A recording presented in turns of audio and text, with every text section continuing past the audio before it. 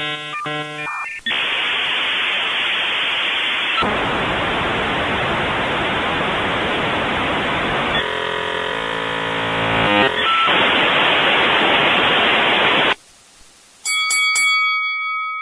can't do it. Okay. We'll do it live. Okay. No. We'll do it live. F it. Do it live. I'll write it and we'll do it live.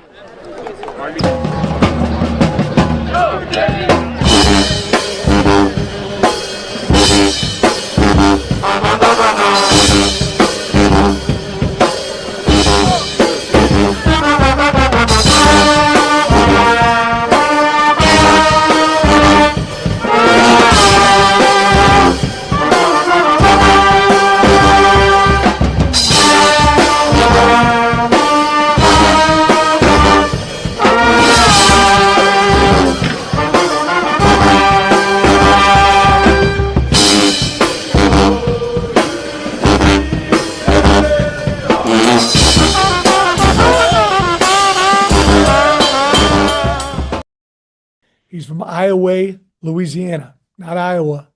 Iowa. Hey y'all, this is Ryan Monso, and this is Talkin Bout Them Brackets from GoCoogs.com. Houston makes it in the South. They're going to Oklahoma City. You got exactly what you wanted. People are going to be so angry about Houston playing a region in their own city, and I am 100% here for it. Brad, what did you think about what you just saw? I'm very happy with it. I'm glad we're finally done talking about it. Now we can go out and play it. There was way too many scenarios, way too many ifs, ands, or buts. But here we are. I guarantee you the people in Florida are furious. Good. If we were a 1 seed, I know I would be too. Your top 4 seeds in this region, Florida, Houston, Illinois, and Nebraska. I feel like that Houston is not a great 2 seed for them, but that 3 and 4 sure are. If you're going to the Sweet 16 to play Nebraska or McNeese or Vandy, I think you take that. You know, Florida struggled with Vanderbilt yesterday, but I think they're a better team. And I think they would welcome that matchup again. U of H is matched up against Idaho. Unfortunately, I cannot ask you where is Idaho. I think you'd get it. And also, you're matched up with St. Mary's and Texas A&M. Mm-hmm. You haven't seen St. Mary's, but you've seen A&M in the last couple of years. Potential matchup with Illinois, although I think they're going to lose in the first round. You have not. I think this A&M is less. Well, I guess you did see him. You saw him the other game in the exhibition. You didn't play him, but you saw him in that exhibition. And you know the thing is, I don't know what to think of either one of those teams, but I mean, I look at the potential roadblocks going through the schedule, and it looks nothing like it did last year. Correct. You got a rough draw last year. I feel like this is favorable. I mean, they're talking about the rough draw that Duke got. Watch out for TCU in that second game if they can get through Ohio State. Yeah. Circle it, folks. That could be upset special. That would be the most beautiful bracket buster. Ooh, that could be delicious. But Duke gets another first weekend in the Carolinas, which I think is like 100 straight. Oh yeah. I mean, you know that's going to happen. If anybody's going to, of course, and that's fine. But to be fair, they do have a stacked region. They do. They do have a stacked region. UConn, that's just delightful to me. UConn and Duke in Washington, D.C. That could be kind of fun.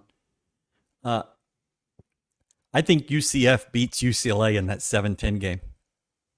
Johnny over the thumb in a battle of former AAC Conference USA guys. Yeah, but I tell you what, I saw bracket predictions that had UCLA in our region, right in our path. I did not like that at all. Mm-mm. Not that I care about UCLA, but I know the style that the thumb plays, and that plays to a difficult matchup. Yeah, because guess what he would do? He's going to press the shit out of our guards, and he's going to double them coming off the screen.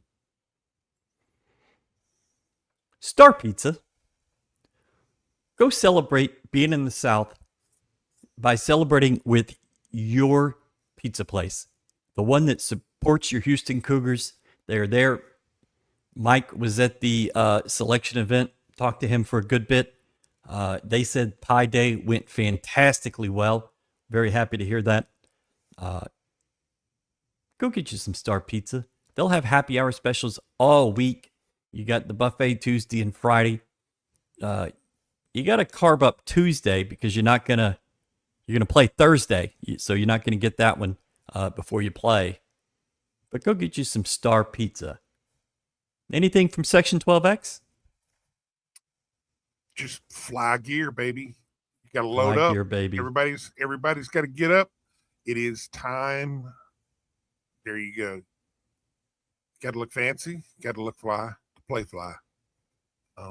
Section12x.com. For us, by us. One of ours. Support those who support you. Huh? Okay, nothing. Exactly. I can't say FUBU. Yeah. It's trademarked. There are a lot of former Conference USA teams. Could you imagine everybody stayed in Conference USA? We would have dominated this entire 68. A lot of people don't remember, but when Conference USA was first announced, that was a basketball built. Right. That was built. That's all it was built for. It was the old Metro Conference. It was a basketball super conference. Yeah. That's where we got branded the flagship, and then it was used to mock us for 10 years. U of H and Louisville were supposed to be the flagships. Louisville did their part. We kind of let it down. Did you think anything was unfair in this bracket? Unfair? No. The reason why is because there was a gaping spot right there at the two line with Purdue. I don't like them as a 2, but then when I look at other options, nobody really stepped forward. It's kind of like that. It's kind of like the 4th 1 seed. You could debate all day long, but nobody stepped up and grabbed it. And in the 4th 2, Purdue went up and grabbed it. Because I mean, they finished the season on a 6-7 run, and then caught a heater in the Big 12 tournament. I was very happy that Iowa State was recognized as a 2. You know, I thought they would be like a 3, maybe dip into the 4, but them as a 2. And against Michigan, who is the 3rd, and this is based on, you know, how top heavy the Big Ten influence is in this bracket. But I think that's a great spot for them. Midwest, go to Chicago. They play in St. Louis the first weekend. The only thing I thought was unfair is Mizzou, who is horrible, gets to play in St. Louis. Yeah. I mean, how does that happen? Iowa State plays in St. Louis. Mizzou, Kentucky is there, which is great for them. I mean, they'll travel anywhere, but St. Louis is a pretty good spot. Jay Lucas gets that Miami team in. They're going to be in St. Louis against Mizzou. Let's just run through the bracket real quick. from how they released it, the East, the West, the Midwest, and Houston or South. U of H was the 67th team called today. Don't like waiting that long. Doesn't seem fair. No. Duke and Siena, fine.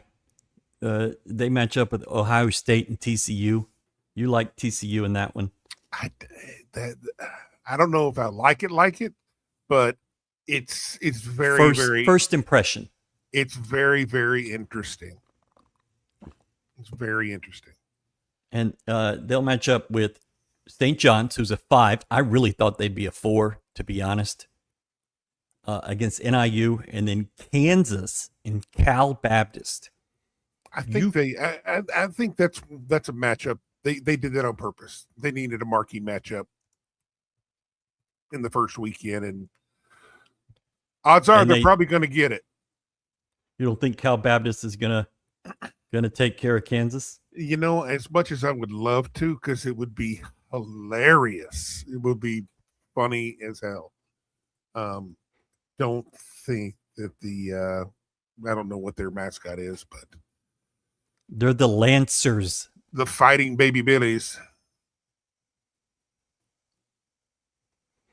I'm gonna have to think about Kansas Cal Baptist. I really am. You go down in that bracket, Louisville and South Florida. That's a Conference USA game. That's juicy. And then, I did not see where that. I didn't see where that location is, but if it's a good location, see if you can find where that one is. Hey guys in the chat, can y'all help us out with that? Help us out with that. And then they match up with Michigan State and North Dakota State. And the bottom of that bracket is UCLA and UCF. And I feel pretty good about UCF there. And then UConn and Furman, the Paladins. Yeah. That seems like a great draw for UConn. Let Duke battle TCU and then battle St. John's or Kansas. Just seems pretty well made for UConn. Did we get a... No, we don't have it yet. In the West, it's Arizona and Long Island in San Diego. There's not many trips that are longer than Long Island to San Diego in the tournament. But you might have another one in this bracket. Nova and Utah State. So Nova has to fly across the country as well. Utah State, that's pretty close. I love Utah State in that game. And I love them kind of giving Arizona some action. Mm-hmm. Wisconsin and High Point, high scoring team against Arkansas in Hawaii. And that is in Portland, I believe. So Hawaii goes Honolulu to Portland. I mean, everywhere they go is a problem. BYU is in Portland. Yeah, I'm really interested in how that bracket shakes out. Excuse me, that Hawaii is to San Diego, not Portland. I like how. I mean, a matchup with Arkansas and potentially Arizona. That could be fun to watch. Arkansas and Arizona. I'd really be interested to see how in San Jose. I would just want to see the matchups. I want to see Acuff and Bradley. Yeah. The bottom half of that bracket, BYU is the 6, which I think is the right spot for them. Matched up in the Leave Houston play-in game, UT and North Carolina State. Tremont Mark and Terrence Arsenault playing in that first game in Dayton. And they're matched up with Gonzaga and Kennesaw State. And the bottom is Miami and Mizzou. And then Purdue and Queens. Brad, where is Queens? It's not fair because I had to look it up, and I was very surprised. Well, The only reason why is because they were playing baseball down south. Yeah. I think they played at Texas. I think they played a game at Texas recently. Okay. So it's like, what? These guys come on. What? I didn't know they had a school there. Yeah. Either one of them. Either Queens. But you didn't tell me where it is. I think it's in North Carolina or something like that. Okay. It's not in New York? Charlotte. It's Charlotte. There's a Queens College in New York. Jerry Seinfeld went there, but this isn't that one. The Midwest, Michigan plays the winner of UMBC and Howard. UMBC is my new favorite team. They have a social media guy. Craig hooked us up. Okay. USF Buffalo for Buffalo. USF Louisville and Buffalo. Okay. So, okay. I don't love that. Louisville's going to travel. I'm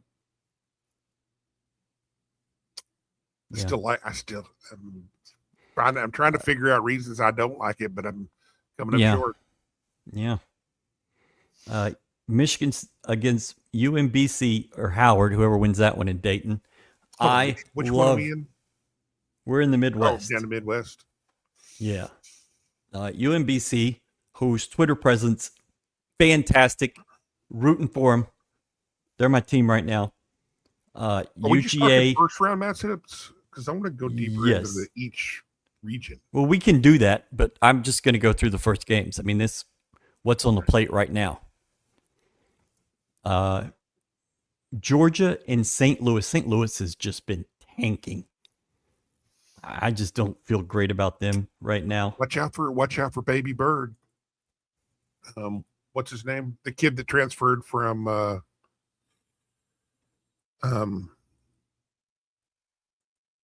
Indiana. He was at one of the Indiana schools, wherever the St. Louis coach came from. Okay. Damn it. Well, he has a conniption. Tech is the 5, which I think is a great number for them. They get Akron. And then Alabama and Hofstra. Tech and Alabama in the second round. Robbie Avila, that's right. Okay. I wouldn't have gotten that one for you. Kareem Abdul-Jabbar, that's right. That's right. Kentucky he was a sensation a couple of years ago. Yeah, whatever. Tennessee and Miami of Ohio or SMU, the winner of that game. Kind of rough for Miami of Ohio. Good for Miami of Ohio. They got a decent matchup. Yes. Indiana State, that's right. Thank you for the city. And Miami of Ohio, the broadcast said they were the last team in. The chair came on right as we were getting on the air and said they weren't the last team in. NC State and Texas were lower. Somebody else maybe. Yeah. And it was at this point when Miami of Ohio and SMU were announced that I knew Auburn was out. There was no Auburn. And to see Bruce Pearls just butt clench in that moment got me so excited and so happy. There was you know that you could almost feel the pulse go through his head and start. Well, he got red. Yeah. And I'm glad to see it. As much as he wants to talk about, well, they had the best out of conference schedule in the country. They did this. Guess what, Bruce? All you're doing is saying how much of a dick you were to dump the hardest out of conference schedule in the country on your fucking son who shouldn't be there. Good job, Dad.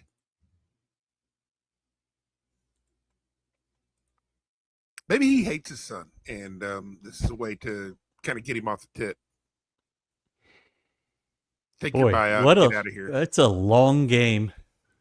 Okay, I'll put him on my staff, and then I'll dump the head coaching job on him and, set him up for life money-wise, just because I hate him. Got it. Or maybe he just decided that he learned that he hated the closer that they got, the more that they were working together. He learned that, God, this kid's a dick. Okay. I wish we could bring on Bruce Pearl right now, and he just come in and watching him do the young Pearl, watching him do his halftime speech or pregame speeches. It's like, oh my God, please don't air this. This is terrible. Y'all aren't doing him any favors. Not really. I mean, it's great for us. He's just a walking meme. Yeah. Kind of reminds me of what's his name from The Sopranos, Michael Imperioli. Christopher. Yeah. Okay, so the next is UVA and Wright State. I like UVA as a 3. I had them as a 3. When I did this morning, I put them my top 4 lines, and I had them as a 3, and I thought, okay, that works. And they get Wright State. I don't know anything about them. And then Kentucky and Santa Clara, and Iowa State and Tennessee State in St. Louis. Love that for Iowa State. Love a matchup with Kentucky for them, to be honest. I think that's putting them in the second. I wouldn't like that. I would not like that Kentucky matchup at all. Why? Because Kentucky is extremely talented. Yeah, they're very athletic, and that can be a problem. But I like this Iowa State team right now. They showed something about themselves Friday when they went toe-to-toe with Arizona in, frankly, the best game of any conference tournament. Yeah, and in de facto home game. Yeah, but I don't put a lot of weight in that.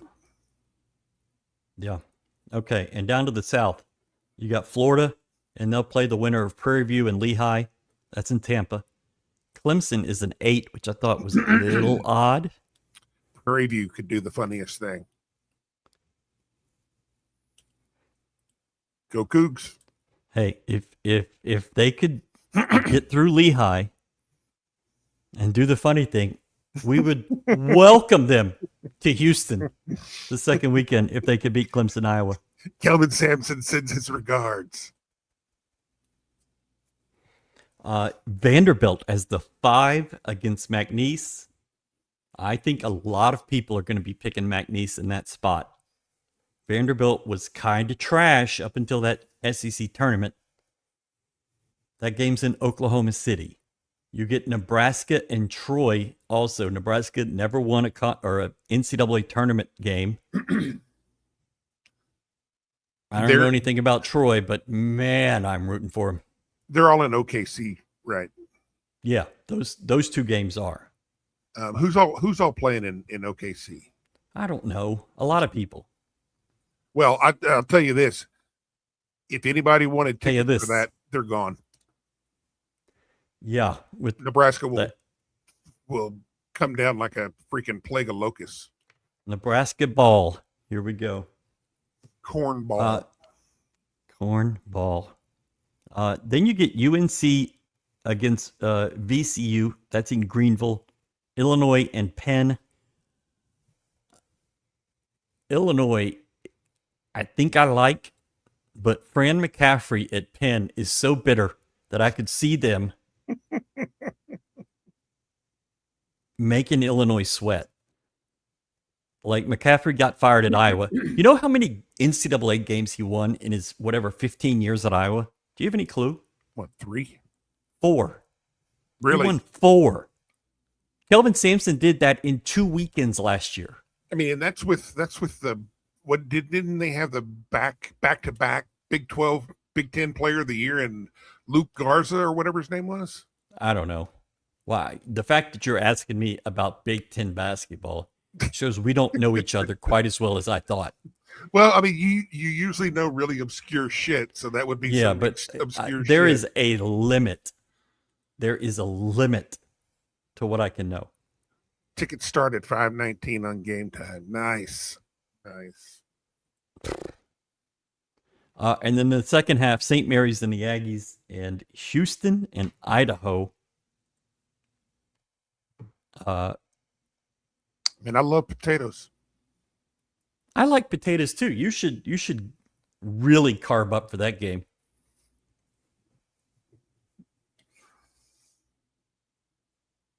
They play football in the Kibbe Dome. I don't know if they play basketball there. I really don't have any clue. Maybe they do. Maybe they don't. Anyways, okay, so where do you want to go? First off, let's talk about Purdue real quick, because I saw the most hilarious tweet.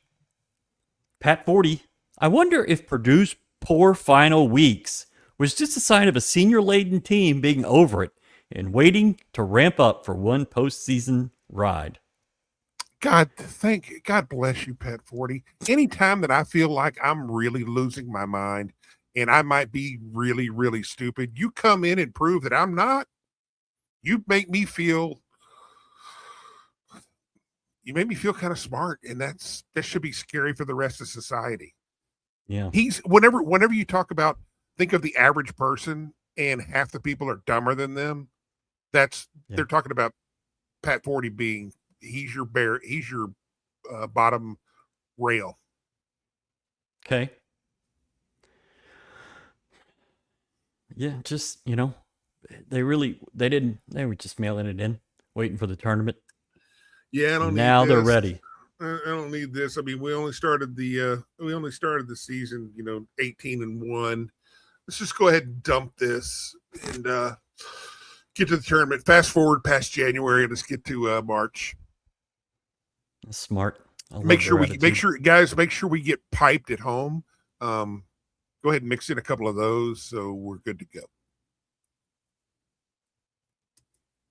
Okay, so you wanted to go through some deeper games here. Who you got? What you got? Who are you interested in? I just wanted to see if you were going to go play out the brackets. Okay, we can. I think Siena wins their first game against Duke. Yeah. I really, really like TCU in their first game. I think they can give Duke a challenge. I love St. John's. I hate that I love St. John's, but I love St. John's right now. Well, St. John's, there's going to be a common thread in this for me, is that teams that defend. And I think that's going to be the differentiator, because we touched on it briefly last night that there for a while it looked like the top three were going to run and hide from everybody. Top three being Michigan, Arizona, and Duke. But as time has played out, not that they've lost a lot of games, but they're playing a lot of really, really close games. And eventually it caught up with Michigan today. You see that. Everybody's vulnerable. I think if there's anybody that's invulnerable, I'm going to go ahead and pencil Arizona into the Final Four. Yeah. And I don't even have to look at who they play. I just think they're that good. And I think they've got a build for a tournament.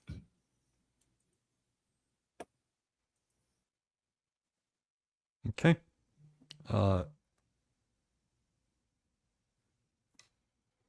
Yeah, we're getting some updates and some shows, some guests coming up. I love that St. John's team. It'd be kind of funny if it was St. John's and Cal Baptist in that second game. I'm going to be honest with you. I'm looking forward to it. Come on, Cal Baptist. Do some funny stuff. Please. In the next game, I really think USF has a legit shot against Louisville. I have not been impressed. I haven't seen Louisville a lot, but I've seen them enough to know that. Is Michael Brown healthy for Louisville? Anybody? I'm sure they told the NCAA he was, but who knows? Sure. Why did my screen just move itself? And UCF and UConn. I think UCF beats UCLA, and then UConn takes them down. But in that, you could have in that second game Duke, St. John's, and then I'd say Michigan State and UConn. I mean, that's a legit Sweet 16 round there.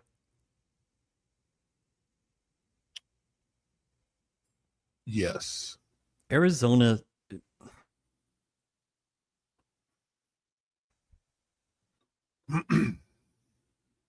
And Monso crashed. Good old Xfinity. Xfinity's good for a burp every day, and I think I just got it. True. Arizona is out west. I hate everybody that would have, like, Purdue going to San Jose. Gonzaga, that makes sense. Arkansas would have to. That's rough. I don't love it for them. I love Arizona in that region. Yes. I know you're going with them without looking, but yeah, well, I mean, just looking at the games, I love them. I really want to see a matchup with them in Arkansas just because I like the individual matchups. But, I don't know if Arkansas gets past Wisconsin, if Wisconsin survives High Point. You don't know if Arkansas gets past Wisconsin? Yeah. The reason why is I don't think Wisconsin's great overall, but they have notched some big wins this year for them. So I don't they're not going to be kind of overwhelmed by the moment, if you will. Okay. So I mean, they've anybody that survived those kind of battles are going to be tough out.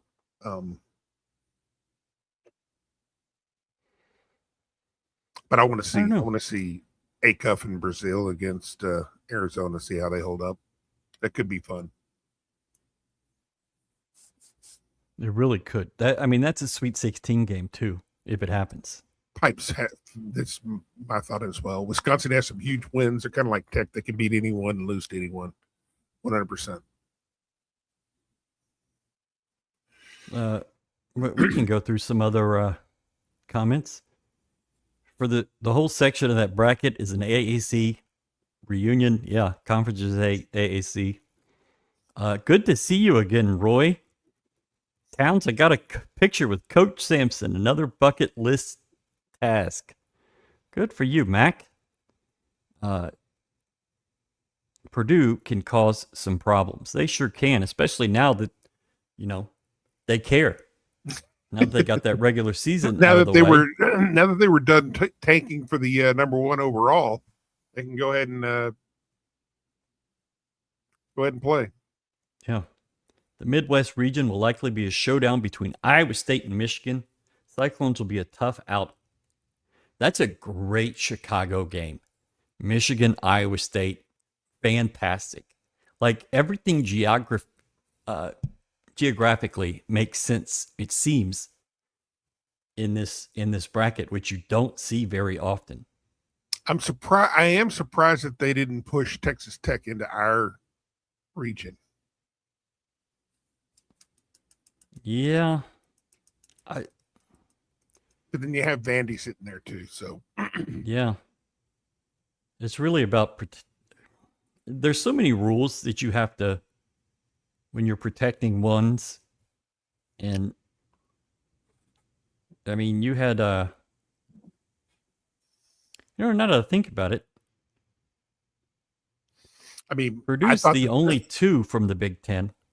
I thought they might push. I thought they might have pushed Tech to a 6, and then have us and A&M and Tech all fighting for the spot in Houston.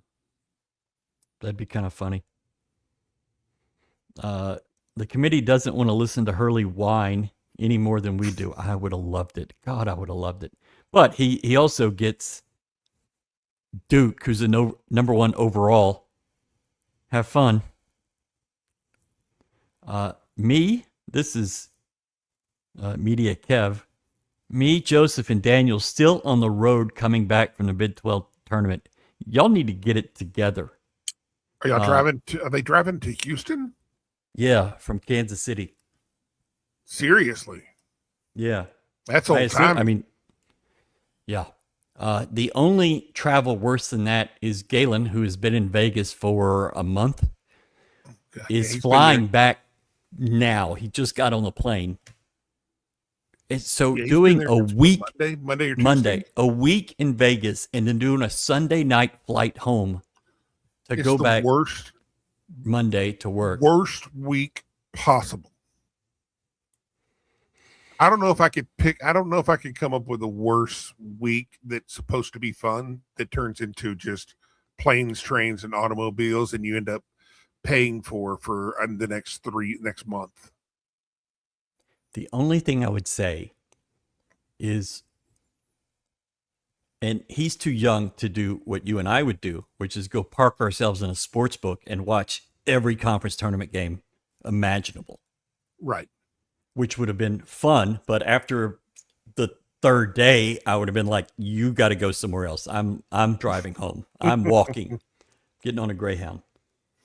So not overlooking Idaho, but who would y'all prefer between A&M and St. Mary's? I always say, give me the in-state team. Sure. You want to assert your dominance over A&M, over the major SEC. I would want A&M all day, every day. Uh-oh. I didn't see this. Can't believe that fella, Seth Davis, picked us in his Final Four. I think we're going to be a popular pick because our road goes through Houston. Yeah, that's true. I'm not going to say that we also had a home court advantage in the final last year either. Well, it's a Final Four. You know, that happens. Does anyone else feel an affinity for the one-bid league teams that we pay to come to Fertitta to get a thrashing like Lehigh or put up a better fight like Hofstra? It turns out Calvin Sampson knows what the hell he's doing. And his scheduling, he scheduled Lehigh, he scheduled Hofstra. That's what he wants to do, is schedule the teams that are going to be a threat to win that conference. And there it is once again. And not only does it help us, it also helps those teams too. Oh, of course, 100%. We're also going to be delayed, Joseph says, because Jack Harlow wants to test his luck at the casino. Good Harlow luck, in the Daniel. Trees. Segue. The Four Quarters guys are doing a Wednesday show, a tournament preview show. They are expecting a guest, kind of a big name. Waiting for confirmation on that. When we get it, we'll pass it along. But Wednesday night at 8 o'clock, the Four Quarters guys will be on doing their tournament preview show. I'll still be home. I'm not leaving until early Thursday morning to go to OKC. Hopefully the NCAA, they'll probably give us times in about 90 minutes. But when they do, hopefully it's not the 11 a.m. game. And, you know, I'm really, really, really, really glad that we play our title game on Saturday. Yes. You know, I think it's a huge benefit. And I think everybody gets a full day of rest. Mm-hmm. I think all those teams that play on Sunday should be on Friday, but the bracket just doesn't work like that. Yeah, I'm not reading that. VCU will beat UNC. I love this. Yeah, bring it. Give us your upsets. Like, what's a legitimate upset? I would call that an upset. That's a 6-11 and UNC playing in Greenville, South Carolina. TCU over Duke. That is an upset. That would be a God, please let that happen. I think TCU people would still want to fire Jamie Dixon, even if he won that game. Absolutely. But that's an upset. I don't think I have that. I don't know anything about Kennesaw, but that's your Conference USA champion, buddy. I mean, I haven't seen them play, but I think Gonzaga's vulnerable to anybody.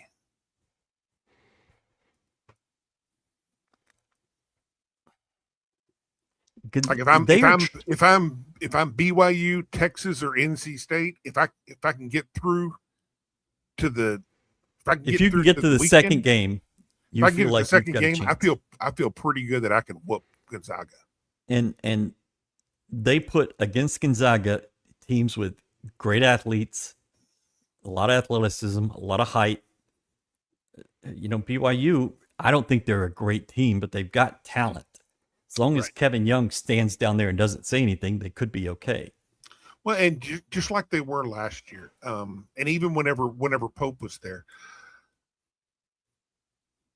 they are 100% reliant on three-pointers, and they'll either shoot themselves into the game or out of it.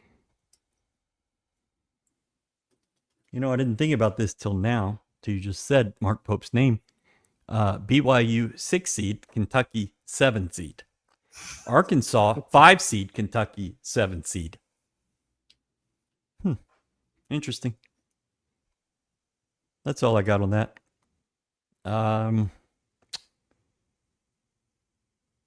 What do you think about a possibility of Akron and Tech?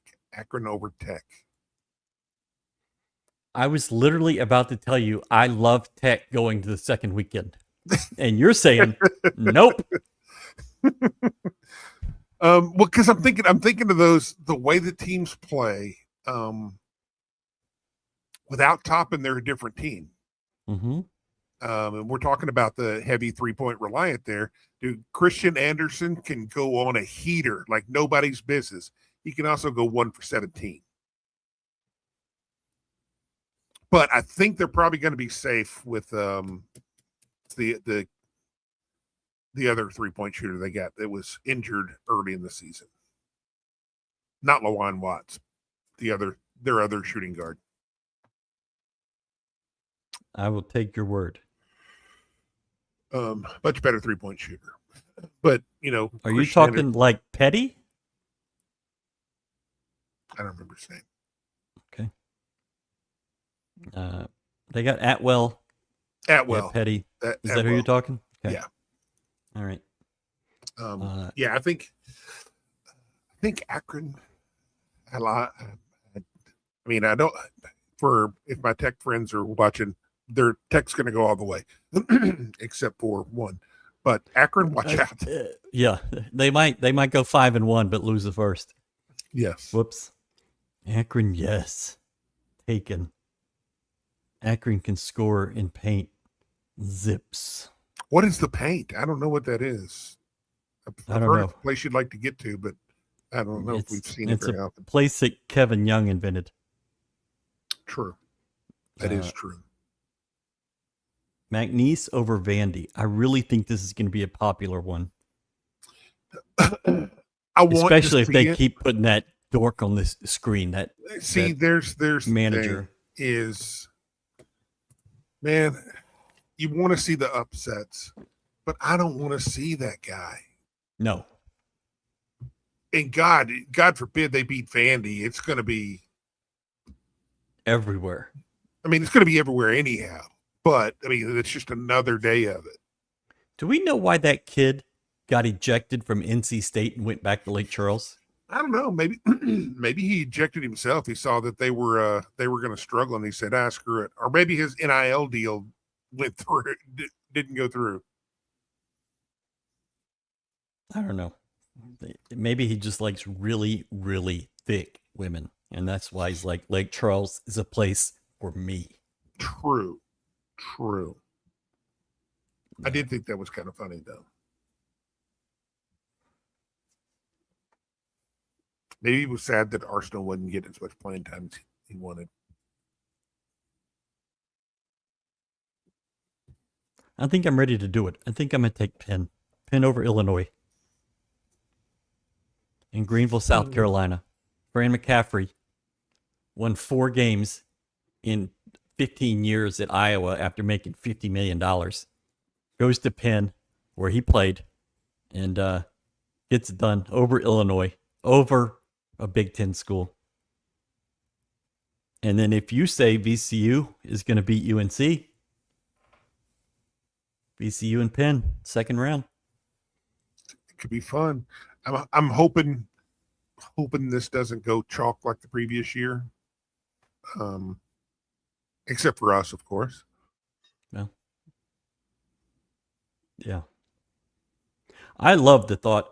If you think your top 4 schools, if you just go chalk, it's Florida, Nebraska, Houston, and Illinois in Houston. That is a difficult ticket to get.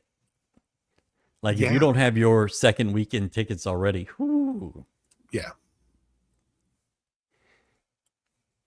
It's a lot of honkies.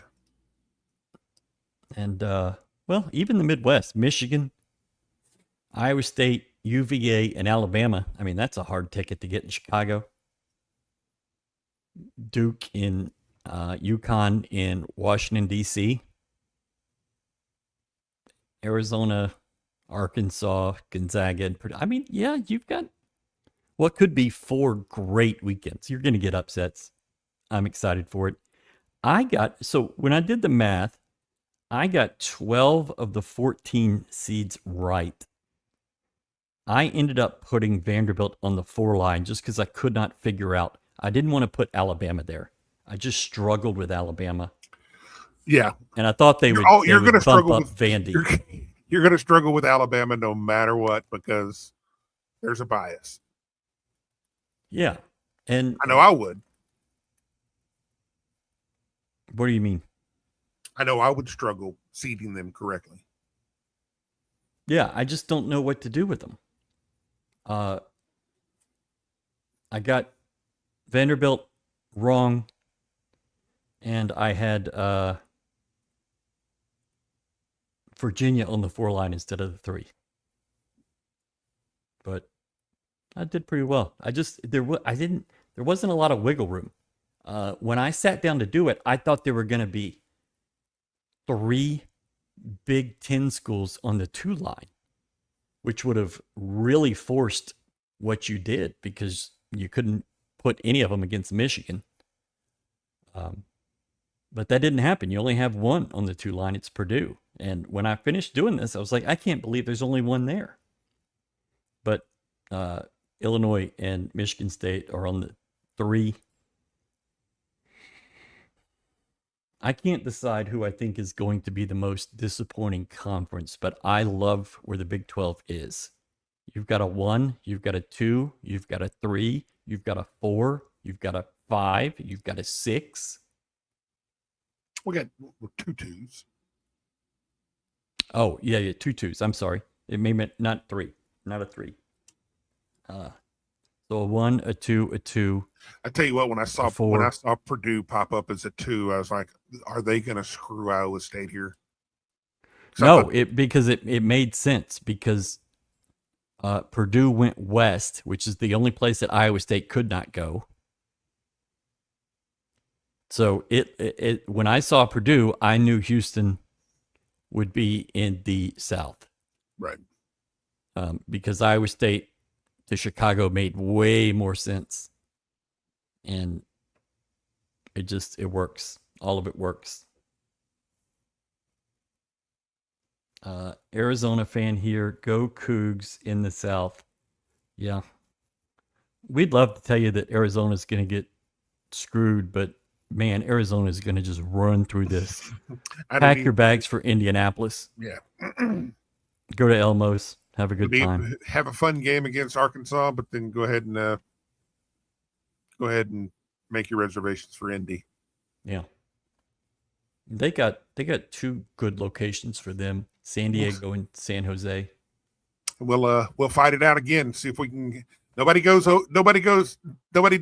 three straight in the tournament or in the season. So Maybe we'll see y'all in the final.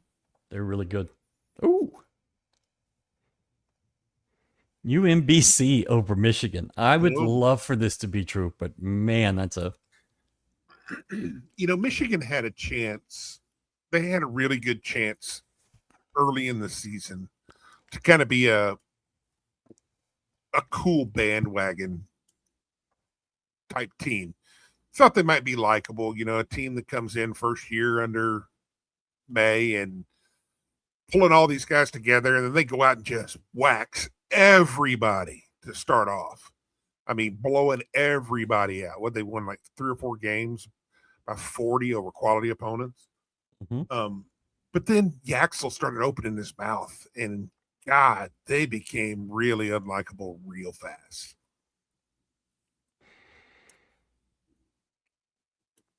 I guess I know some of the things he said, but I didn't think he was that crazy. It didn't make me think any different of him, but maybe I'm just not smart enough. This is not Dusty May's first year at Michigan, by the way. That's what I was looking up because that didn't sound right. Second. This is his second, yeah. Wally Zerbiak just shit on Houston saying we aren't a good team. Well, he said the same thing last year. And I remember that specifically. He got to eat the corn out of some shit. So Wally's used to doing that. He doesn't. He's going to say stupid shit. Yeah. Yeah. And see, the thing these days, guys like that I'll often get a pass because you just assume it's for, somebody's got to do some rage bait out there. Instead of just saying that, they just really mentally challenged. I miss the good old days where they just, you put them in an asylum. And now you have to think like, okay, who is he indebted to? Like Bruce Pearl, that's a thing. Nick Saban on game day, that's a thing. Who is Wally Zerbiak? But I don't know why he would be against Houston. I mean, he wasn't a big defensive guy, as far as I remember. It's been a while, but so he wouldn't like this kind of basketball. That's fine. Yeah. Go enjoy, son. He likes the hot takes. I mean, I guess San Antonio wasn't enough for him. Didn't like them churro eating women. No. That's a shame. You can have my leftover, reconstituted leftover star pizza. Boy, you were right into that tonight. Star pizza. It sounds a lot better than what he's making it sound. Get you some star pizza. Star pizza. It's good going down.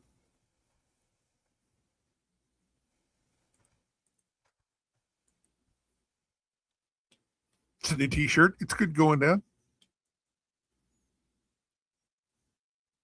I think Ryan is trying to he's trying to Morse code with his eyes. He just doesn't know Morse code.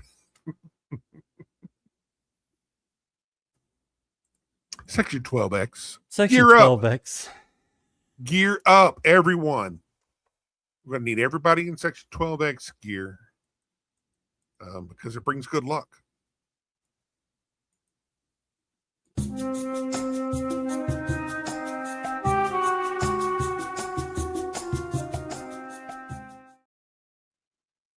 Your Houston Cougar baseball team gave up 20 runs yesterday. They gave up 16 on Friday. They gave up 4 in the first inning today, and it was like, uh-oh. They came back and scored 11 runs in the bottom of the 8th to run rule Kansas State. Good for y'all. I went out and watched some of the game. The first batter I saw, Tyler Cox, hit a ball, and it couldn't have been that far up the bat or up his hands where he hit it, and it went out. The wind was howling. And I mean, just terrible contact, but it goes out. It's like, Yeah. okay. So that was my contribution to baseball this year. That's nice. You needed a win. You needed to get one. We're gonna be a good Sunday team. We got a pitching staff full of Sunday throwers. Sunday guys. Got lots of Sunday guys on this pitching staff. So you might get us day one or day two. You might boat race us. Watch out, Sunday's coming. Yeah, you've run ruled 2 teams in a row on Sunday. I mean, we only gave it 50 There runs. you go. In the weekend. 42. That's impressive. Which isn't really that bad. It's 14 a game. Yeah. It's not that bad.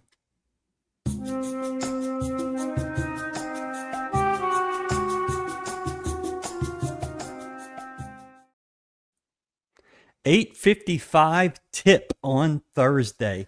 Everybody loves to keep me up till all hours of the flippin' night. But that works for me. I think this is an evergreen kind of message right here.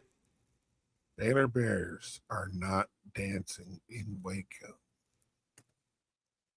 How's that possible? That they don't dance?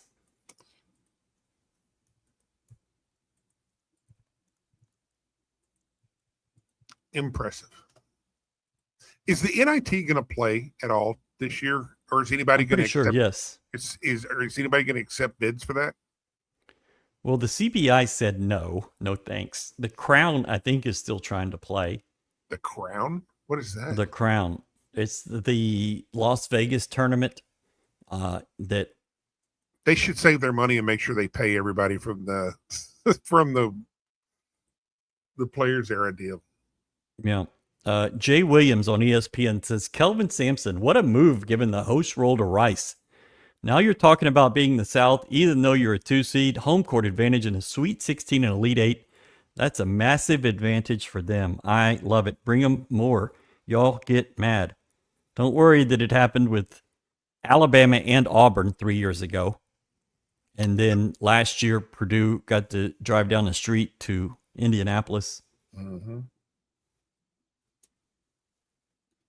That's fine. I just keep it going.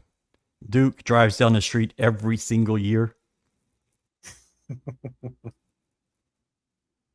But yeah, oh well. I think we're gonna get some more upsets this year than we saw last year. We didn't see really any last year. Very, very chalky. Yeah. But I think this year, I just think there's a lot of really good teams, but I don't see as of today, I don't see a true great team. And I think the closest to that would be Arizona. You don't think Arizona fits that bill? They're close, but I mean, they can be had. They really only were had when Koa Pete went down. Didn't they lose both their games that same week? That's what I seem to remember, but it just, I really think they are elite. I mean, Duke, Michigan is not playing great right now. Duke, No. the injuries have made Duke a different team. If they were 100% healthy, I would go ahead and push them through the Final Four. But I think they're vulnerable. I think Florida is definitely vulnerable. Get Steve Lapis on the call Thursday night. You'll be on TBS at 8:55. Late. So we're going to be kicking this thing off at midnight on Thursday, guys. 11:15 or so, probably. The earliest game, the first game of the day is South Florida, Louisville from Buffalo. Second game will be Penn, Illinois. I love Penn early. Goodness gracious. It's setting up. And then McNeese and Vanderbilt is the early game from OKC. Your second game from OKC is Troy, Nebraska. And then it's 6:30. It'll be A&M and St. Mary's, and then U of H and Idaho. Second to last game. The last game of the night is going to be BYU, and the winner at Texas and NC State.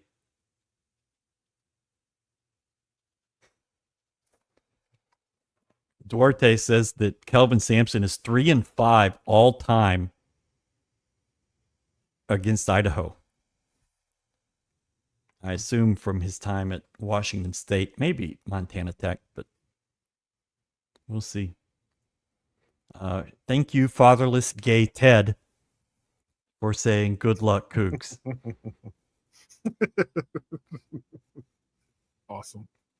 That's a great username. So I don't know what it means, but what I do you love think? it. What do you think about the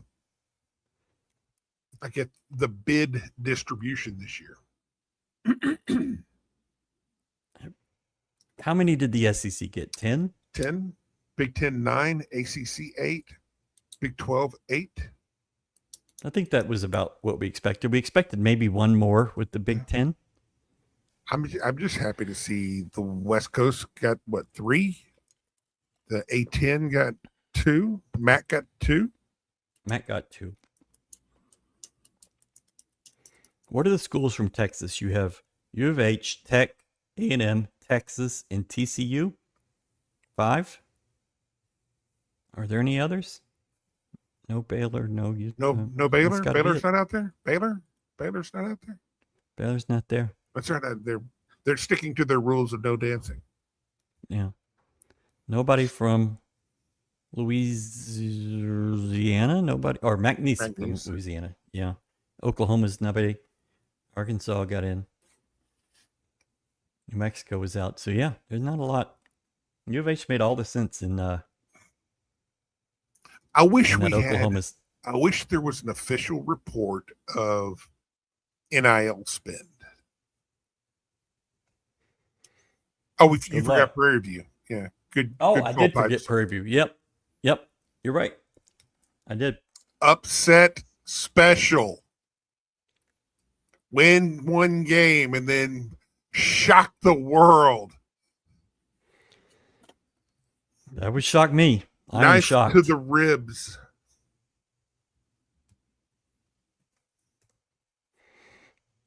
I thought U of H did an overall good job with the selection watch party. I left about 4:45 right before selection show. I could not stop like coughing and just was like, I got to get out of here.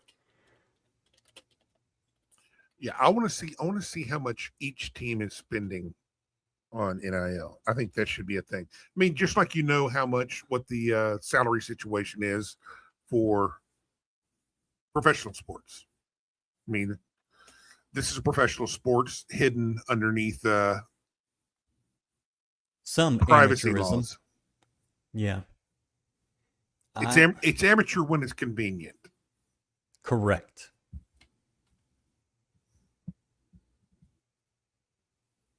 I wonder Yes, if that Pipes. happens. Because NIL is one thing.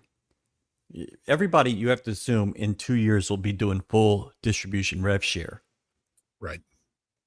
But it would be interesting to see NIL dollars, because you would be scrolling for a while before you found U of H, not in that top portion. Just think of how much money is dying on the vine out there. I mean, Kentucky's the biggest offender, or one of the biggest offender. I mean, Texas is probably right up there, pretty close, given their resources. I don't know what they spend on their basketball roster, but I'm sure it's quite a bit.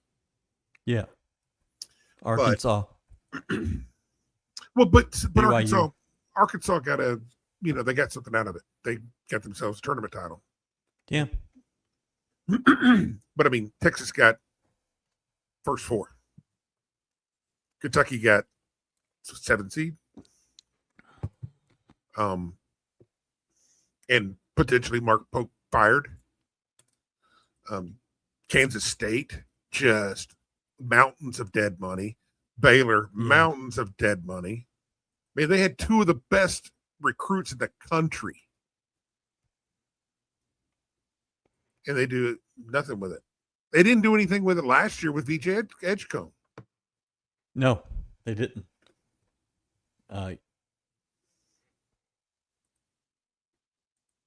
Kansas spent a boatload.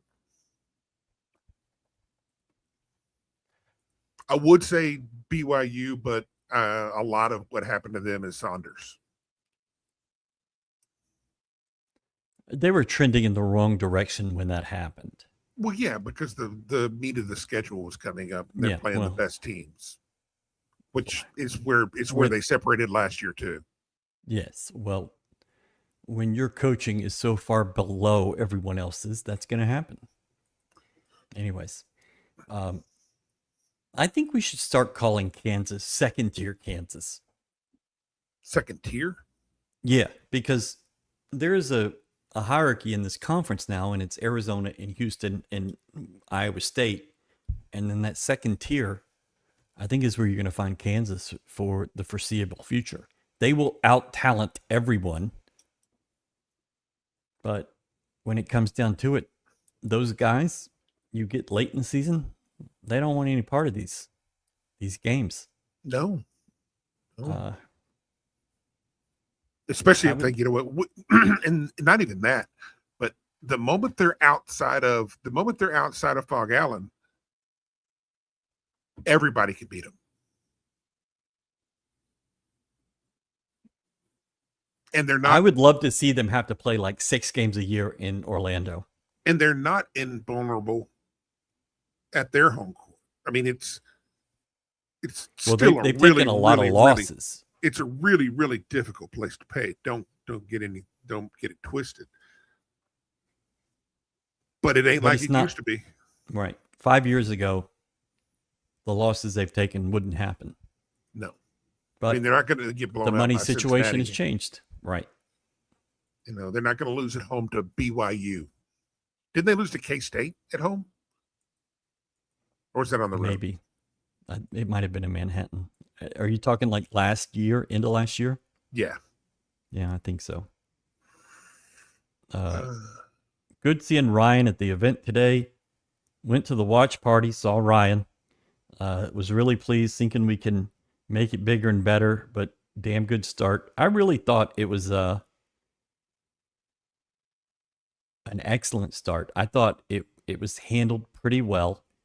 They spaced the guys out. Some were on the floor, some were up in the concourse. I think they can do that a little better next year, but they're figuring out. It's kind of like a fan day. And people were happy.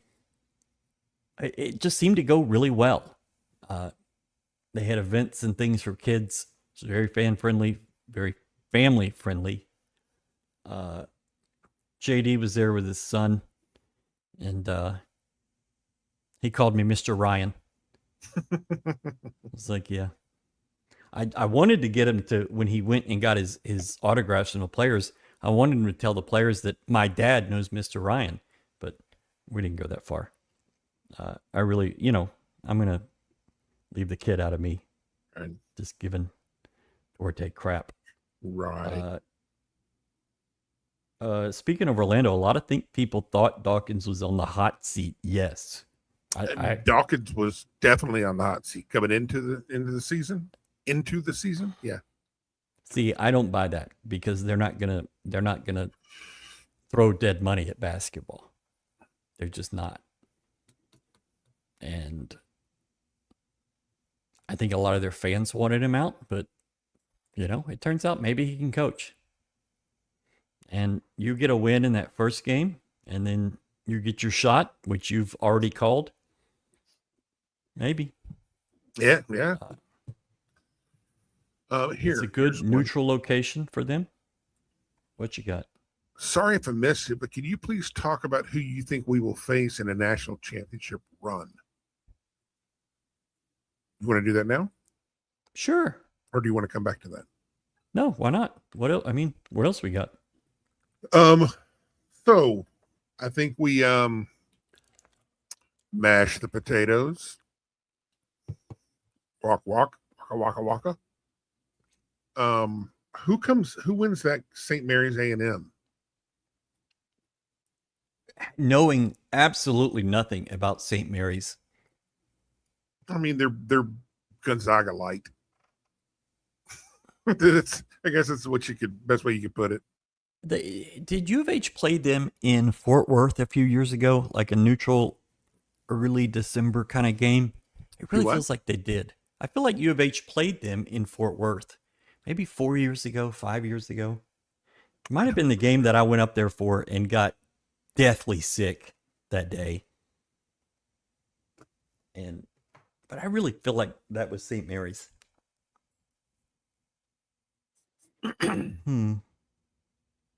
Maybe it wasn't.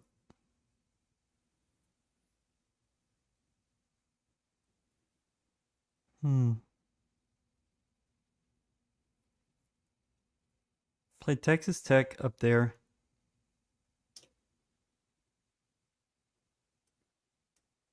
Oklahoma State. Yeah, Fort Worth, St. Mary's is 2022. I was right. Okay. Yeah. But yeah, that's probably the only time I've seen him play in the last few years. But I just want to say Aggies because I think beating A&M just feels better. Yeah, I think that. And I don't know that you've ever beat them in Oklahoma. So that would be another place to do it. I would like that. I would appreciate that. Yeah.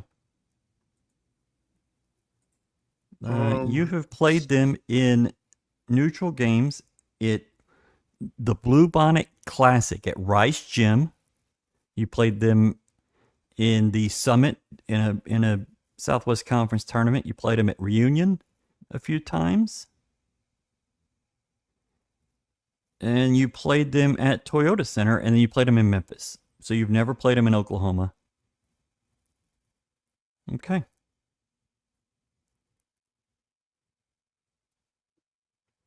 A 55-32 record against A&M all time.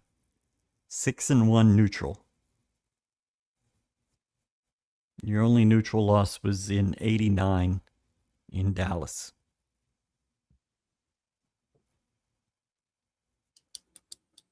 Pop Isaac's revenge game. Yeah. Doesn't he have to play first? Ryan, I'm a little behind, but did you get the tip times from a guy with 100? No, I got them from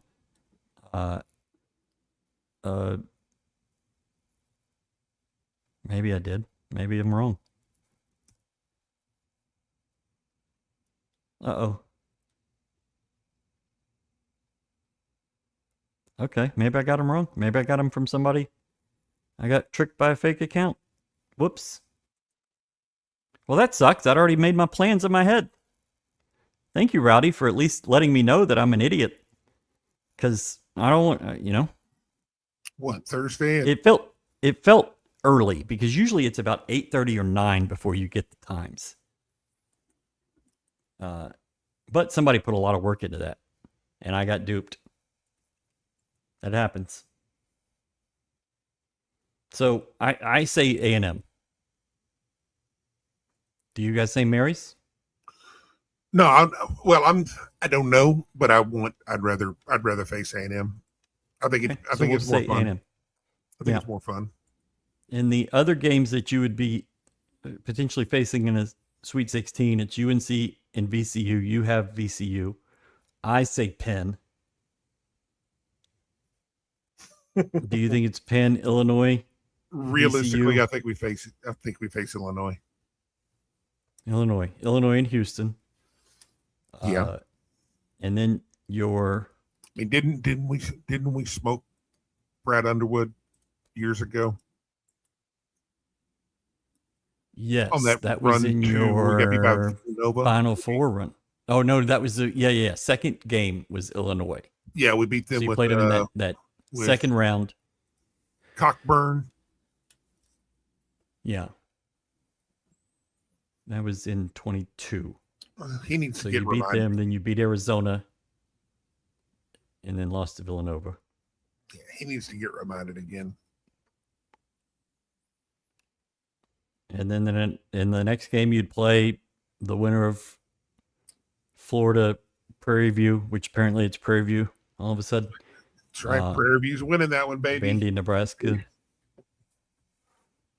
Yeah, I mean, if you win, realistically, you have to beat Florida at Toyota Center. Yeah. I mean, you've got a national title rematch, and no place better to have it than Toyota Center. Of any realistic place to play it at, I'm sure Todd Golden's going to stalk someone on that one. Easy.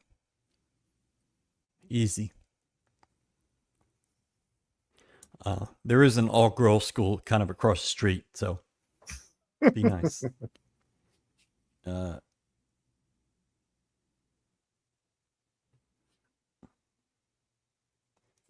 St. Mary's is a tough out. UH Light is an apt description. Okay. Yeah, I think we've had our luck. We've used up our luck on getting lower seeds on the way to our. What do you mean? Our bubble Final Four. Right, but then you took the absolute hardest route last year. Yeah. With all chalk. So I still don't think I still think that our end of the way it played out in that first run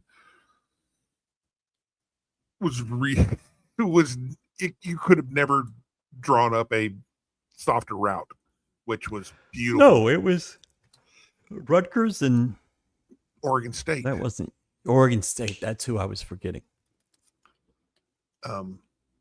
But I mean, it was COVID, so anything could happen that year. That was wild. Rutgers, Syracuse, Oregon State. Syracuse was delicious too. Yeah, and Cleveland State was the first game. That's where I was missing. Man, I got duped by somebody with 140 damn followers. That is so on me. Put Buddy in a corner. Sending Boeheim out, ending his career. That ended him, right? Didn't he retire that year? I don't remember if it was exactly that year, but damn, he's been all over that ACC tournament, and it's just so good to see him.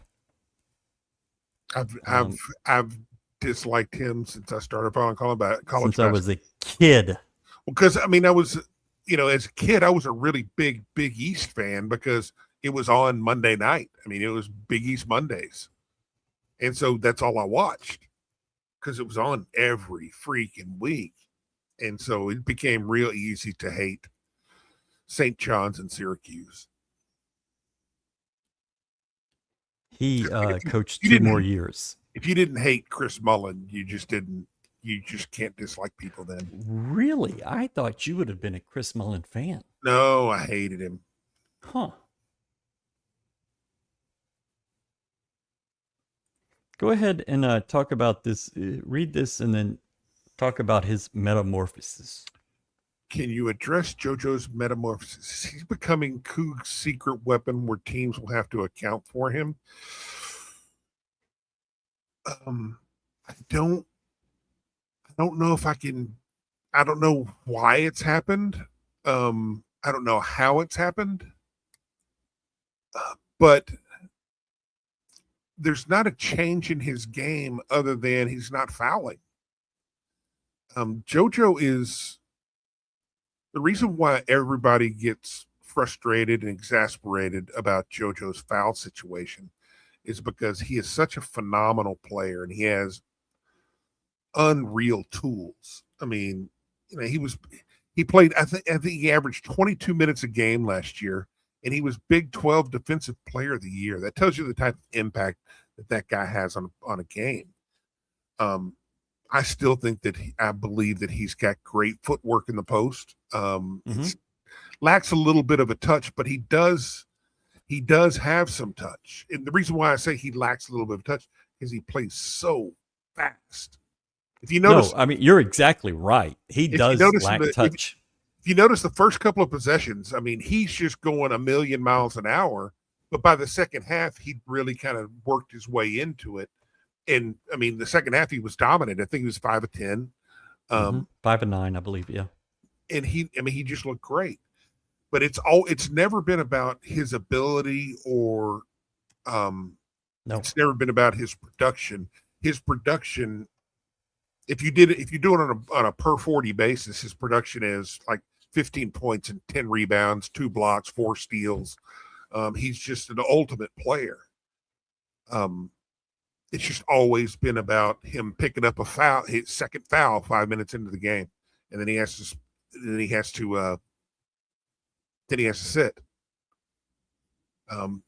Because he literally, I was keeping track of it.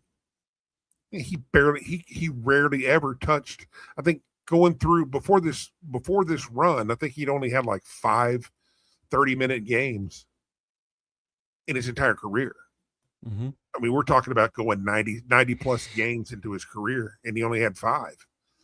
But then all of a sudden he doesn't get fouls, and he becomes the beast that we all knew that he could be. And the pinnacle was yesterday.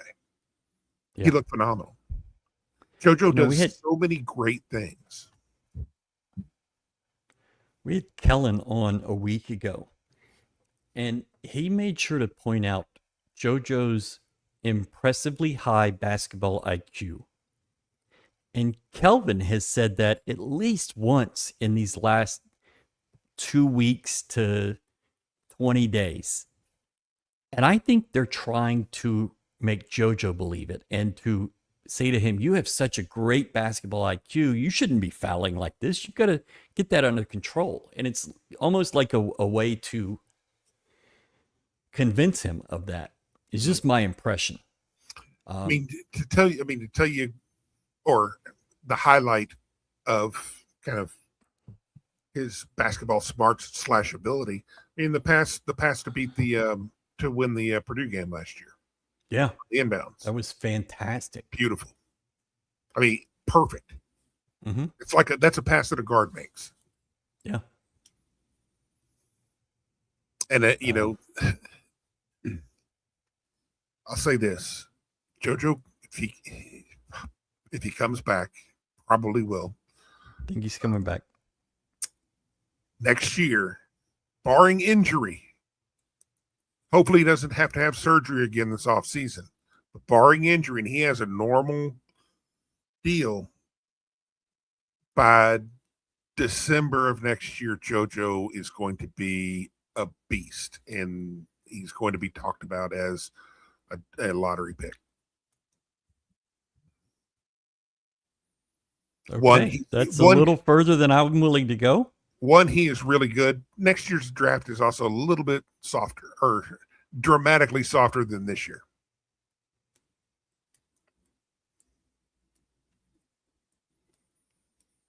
Okay, we get Kelvin tomorrow at 11:15.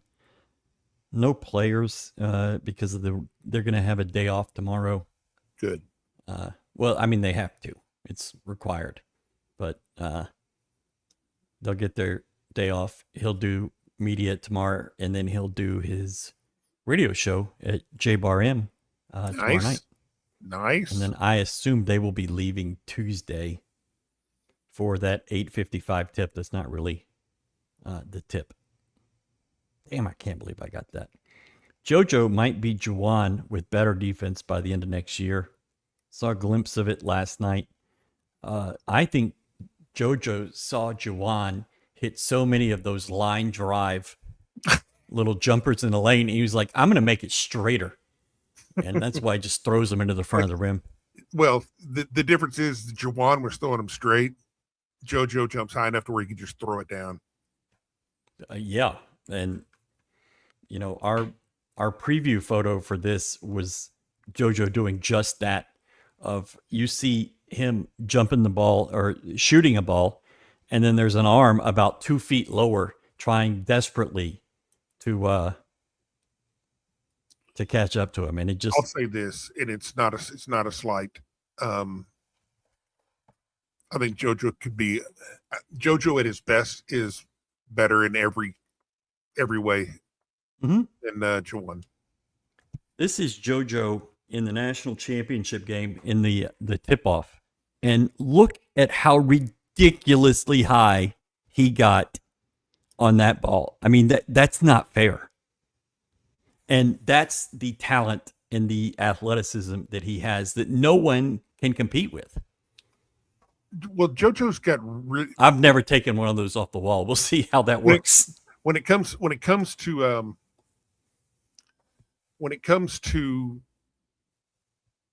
JoJo's really weird because you look at him, and if you're an opposing player, especially if you're a 7-footer, you look at him, he's 6'8" ish, maybe. But of course, you know, this is the Fran Fraschilla lottery or bingo card. He's got 7'6" wingspan. I've heard that. But JoJo is so quick off his feet, meaning that whenever it's time for him to jump, he doesn't have to gather and really get a lot of momentum going up. He literally jumps straight up and stand still. He's got just quick hops.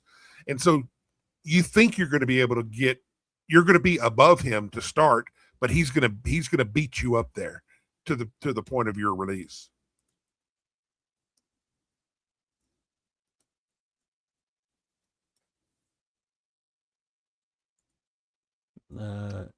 Getting Sacco early minutes has helped in managing fouls.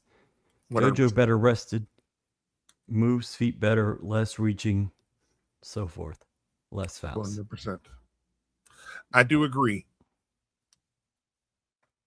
Yeah, JoJo, he's exciting. One of the reasons Kelvin won't retire yet. I don't think it's about. If I had to guess, if this were it would be, I'm not putting Kellen in a situation where we've got to turn the roster over and go into the transfer portal so hard, and then I'm just going to throw it all on Kellen. Unless I win a national title, and then it's, see ya, Kellen. Go have fun, son. Deuces. Yeah.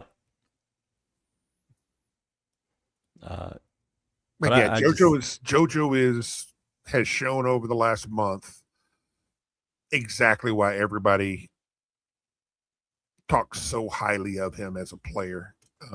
Because if you just look at his stat line and the numbers, they don't match the hype. Well, they don't tell the truth about what he does. And right, you know, if we had numbers on deflections and altered shots and things like that, we could show you, okay, here's what he does. Right. It's not just scoring points. Star Pizza. Maybe it's a little late for you to get out. It's 7:15. I don't get out at this time. But you got to put it on the schedule for tomorrow. Go in. Let's say 3:30, 4 o'clock. Have a cocktail. Let the traffic flow. Enjoy yourself. Happy hour specials. They got them all kind of good food. All kind of things going. Happy hours, $5 wine by the glass, thin and crispy pizzas, $4 garlic bread with cheese and marinara, pizza slices from $4. Star Pizza. Good food, better people, even better prices. Here. You see the Evan Maya probabilities tweet. Mm-mm. Here, I'm gonna upload this. Probably come out like a little when he bit talks blurry. us through. Okay. You let me know. Waiting. Yeah. Did you upload it to the site here on StreamYard, or did you put it in Google Drive? Oh boy. No, Section 12X. it was freezing. Section 12X for all your gear. I talked with somebody about this today. They said they loved the Q-zip, and I said, you know, that hoodie, it feels very similar. Like it's thin. It doesn't weigh you down. I really like the hoodie. Yes. I keep going back and forth. Playing golf Tuesday. I'm wearing the polo. I think maybe have to put the Q-zip over it because it'll be a little chilly. But just a good combination. Look at those hats. You get the swag Coug over there on the left. You got the swinging Coug in the middle, and then the Texas background there on the right. So many good options coming from Section 12X, but so many good options right now. Take advantage of the good people at Section 12X. I believe they'll be in OKC. And section12x.com. Go get you some. Okay, let's see how this goes. Yeah, there's the big nothing. Tell us what it says. How about that? Let's see. Make me reopen it again. This is good broadcast. How about you just read it to us? Because I don't think anybody's reading that. Well, Florida is 10% chance to be the champion. We have a 6.4 chance, which as a 2 seed, Purdue's ahead of us, and Iowa State's ahead of us. But by the odds, Michigan is 46% title game.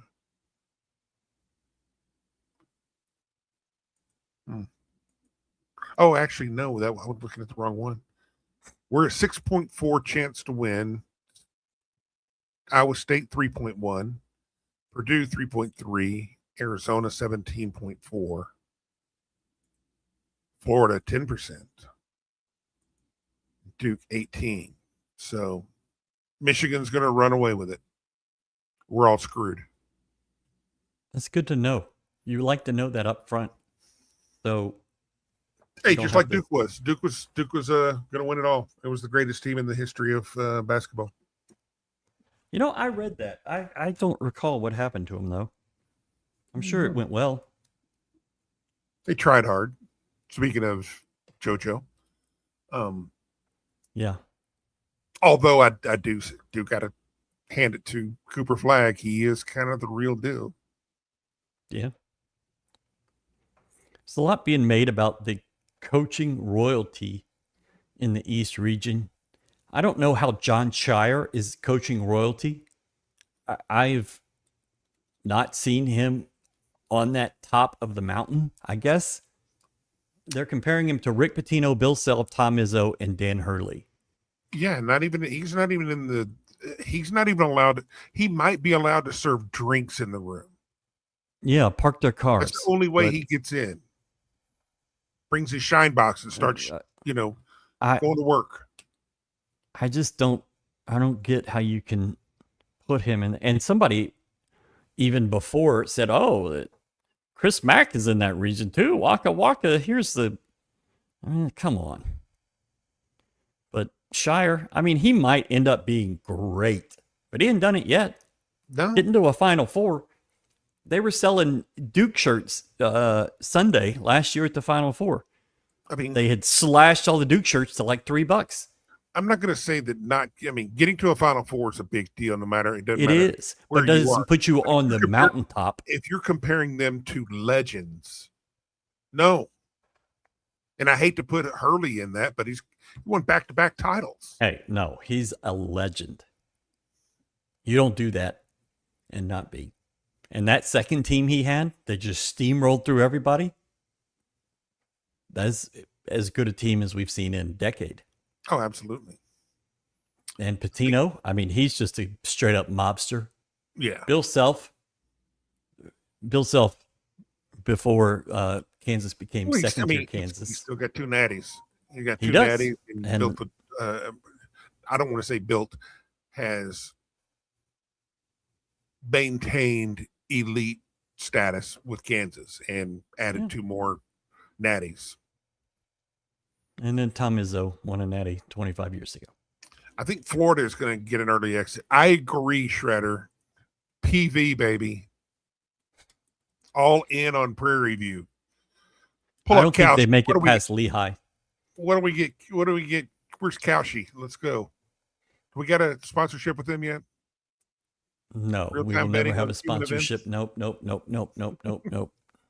We will never do betting on this website as a sponsor. I mean, I say never. Well, there needs to be distance between what we do and athletes, and There is no like such thing every- as never. If you pay me enough money, I'd do a lot of things. oh, there's a number, but that number is not going to be reached. So Look, man, we're all I whores, can be no matter pious. price. Yeah, but I can be pious because we'll never get to the number that would be enough.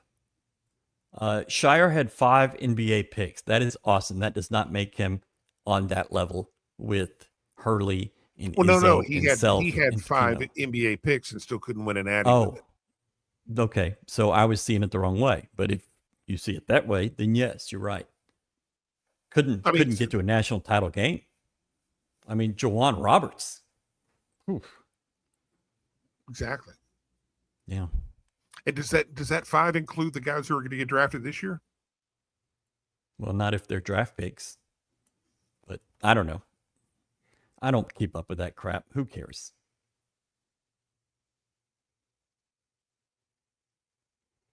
I usually don't do my bracket until first game is Thursday, so I do it Thursday morning. I feel like you are one of those people that does like 20. I used to. Me, I'm a one bracket kind of guy. I used to. Now I think I do usually 2.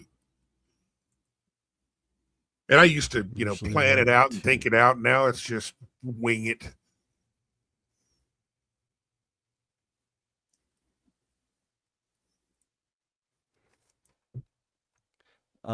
I appreciate the no betting, not against gambling, but it's now just inextricably tied to all sports media. Yes, it is so overemphasized and so overdone. Like I was trying to watch the Players Championship on ESPN Plus Thursday, and the first option was the feed, but with their MGM gambling bet stream on it, and it's just like, no, I just want to watch that. I don't care about the gambling. I have no issue with gambling. Go gamble your ass off, but we don't have to whore ourselves every single day to some gambling website. And that's what everybody does. And I will whore myself to a titty bar and a pizza place and a company that sells shirts and hoodies and Q-zips. But we're not going to whore ourselves to a gambling. It just feels so dirty now because everybody is taking that quick money, and I don't love it. You've got to have morals, you've got to have standards, and you've got to be above the fray.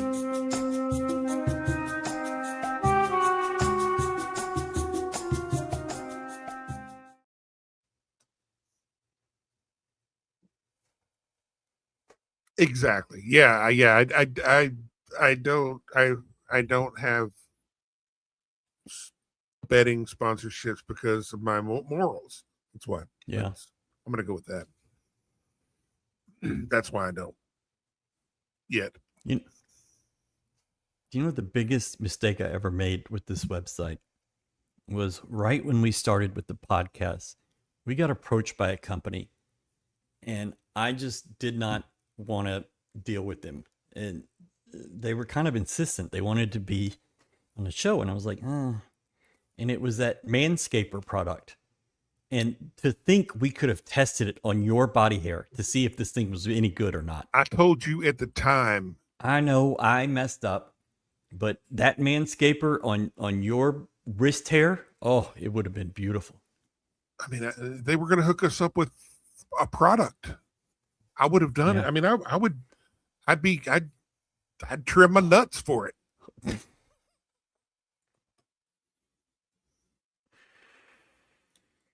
And that's what it's for. I mean, here I am telling everybody that we're above gambling sites and taking Well, that for money. you're And above a lot wanna- of things. you want to trim your nuts. Dumbass. I have I'm not Florida above it. losing to Iowa in one bracket. Wow, I already have multiple brackets done. I like it. Iowa rolling up. No, not Iowa. We're not Iowa. He's from Iowa, Louisiana, not Iowa. Iowa. Exactly. Willie Fritz was everywhere on your TV screen the last few days. He was sitting in that little seat next to the bench with both of his hands palmed down on his legs. Like, he just looks so funny. I love that guy. We're going to bring in our expert for just a minute. And if he sucks, we're going to throw him off. Jamie Hollingsworth got the Section 12X shirt, the Section 12X hat. Doing it it appears right. to be in a Motel 6 somewhere Ready in to go with Biloxi. the Section 12X, baby. Yes, sir. The Beau Rivage, Biloxi, Mississippi. Sad that I missed the show today at the Fertitta Center, but heard it went good. You made the better choice. So did they have I assume that they have a decent sports book where y'all were able to just kind of post up and absorb. So they do. We watched a lot of ball over the past 2 days, and then this afternoon, as soon as the Michigan game had ended, they put on ESPN, and I was like, okay, well, it's going to be on CBS. So I went up to the bar and said, hey, you guys know it's on CBS? They're like, you're the second person that's asked us to change it. And I'm like, well, it's a pretty big deal. And they're like, all right, we'll see what we can do. But you would think that a premium sports room would have the biggest show on, but whatever.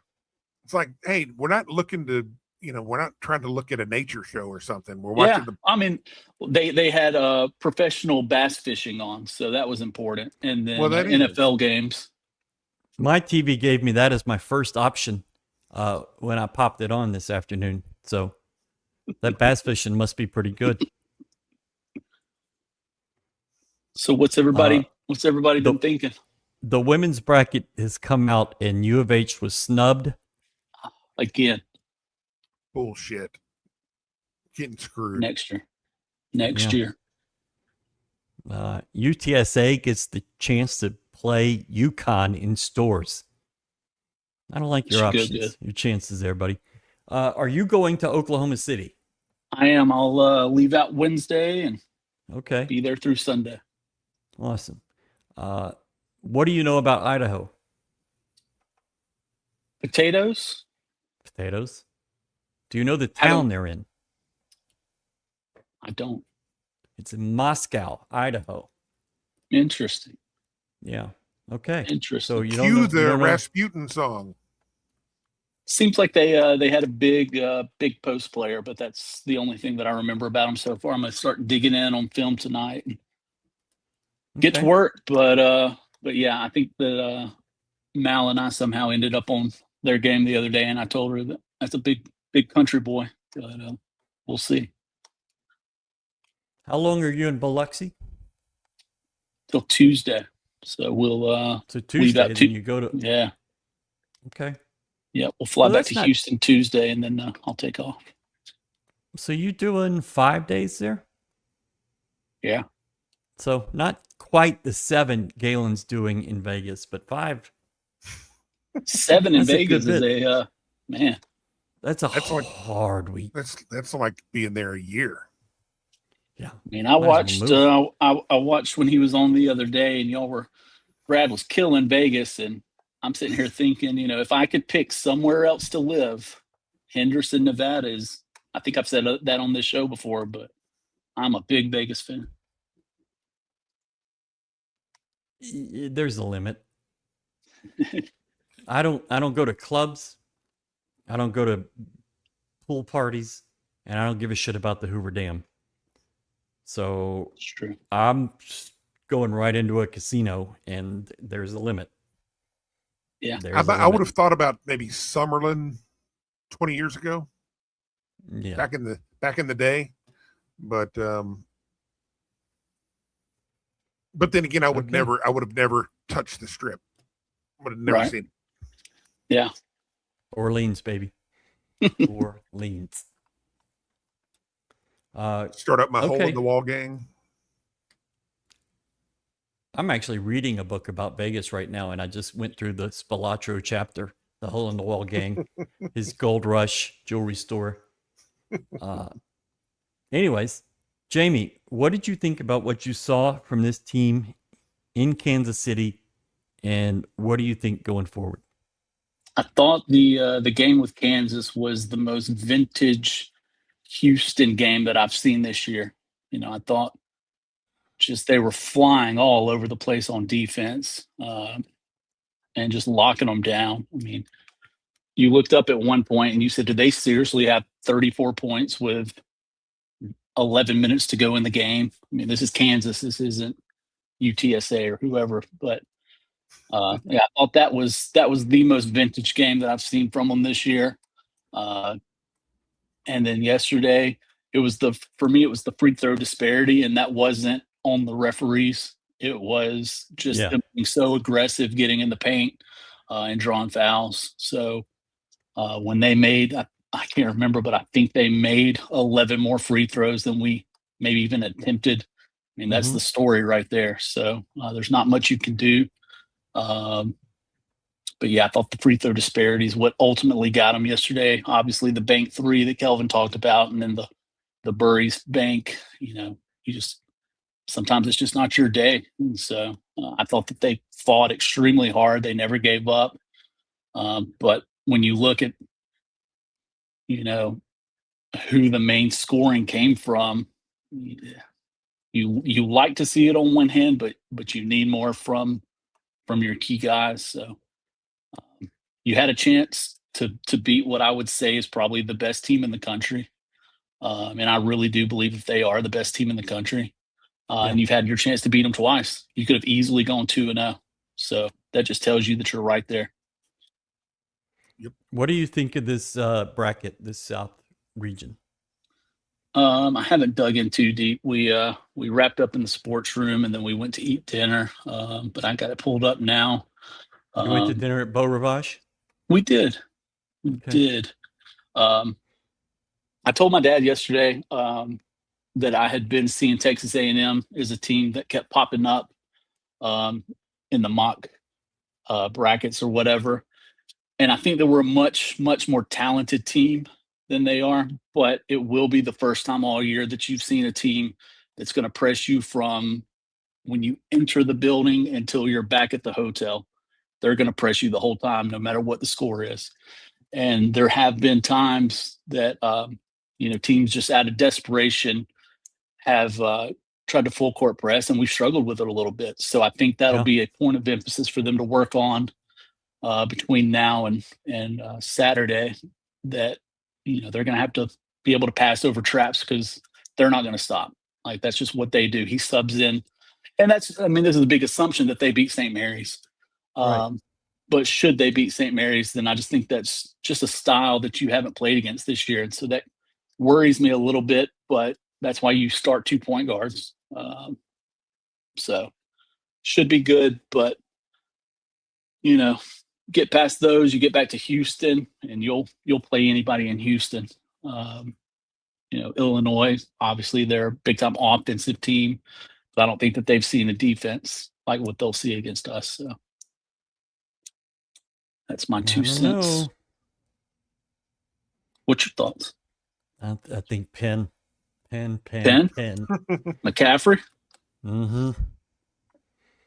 He's going to have some slow white boys, and that's going to frustrate Illinois.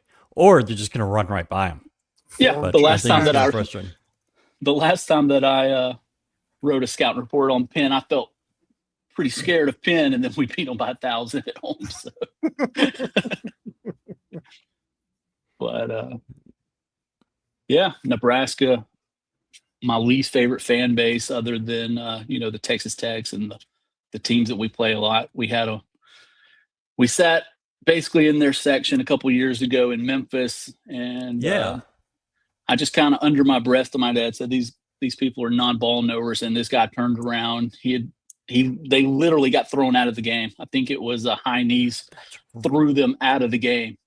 I remember but they were ready to fight me for saying that they're non-ball knowers. But yeah, they come in, they get liquored up, and they are a rowdy bunch.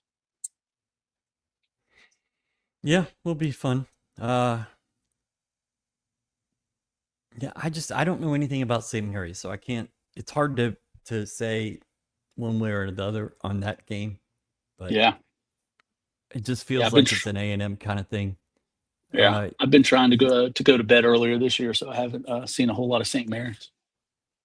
Your dad is kind of an Auburn guy, right? What does he think about them being left out? He's not disgusted that they're left out. He's disgusted with the state of the program. He thinks it's going to go back to the Tony Barbie days and the days where they were just written off. Where is that guy now? Is he alive? I don't know. He thought he saw him on a bench the other day, but I don't think that was him. But he's an assistant coach at Incarnate Word. Wow. Holy moly. He went, here's where he went.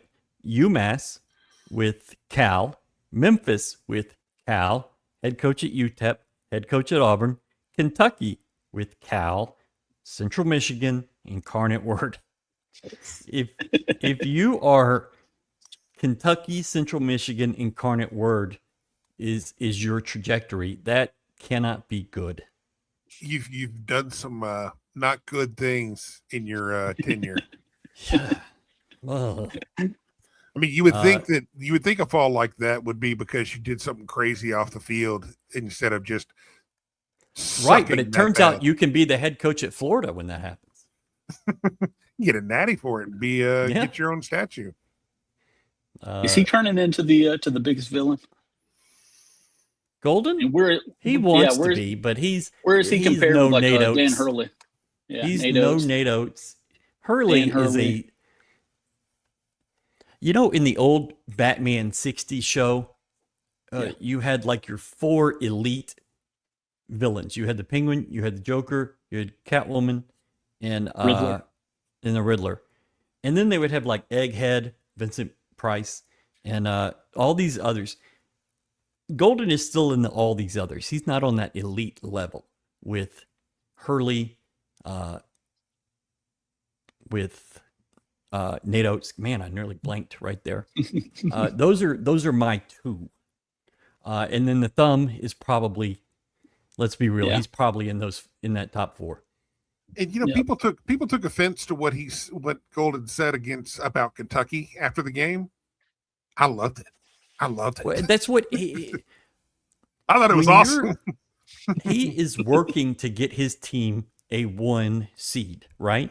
So he says they haven't led the entire time we've played.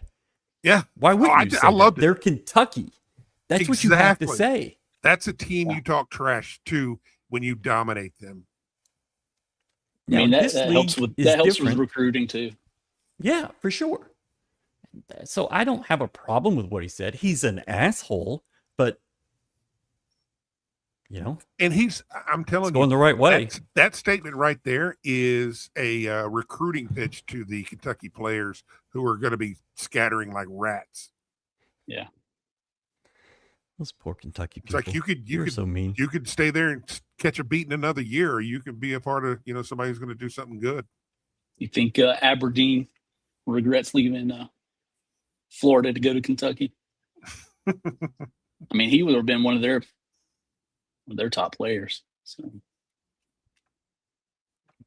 Dang, Jamie looks fly in that hoops polo from Section 12X.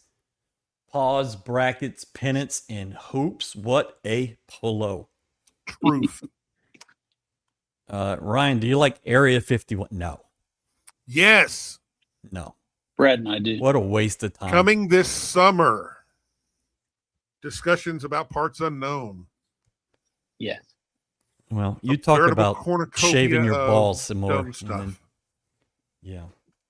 I will not be part of that. Y'all can have all the fun. Damn right.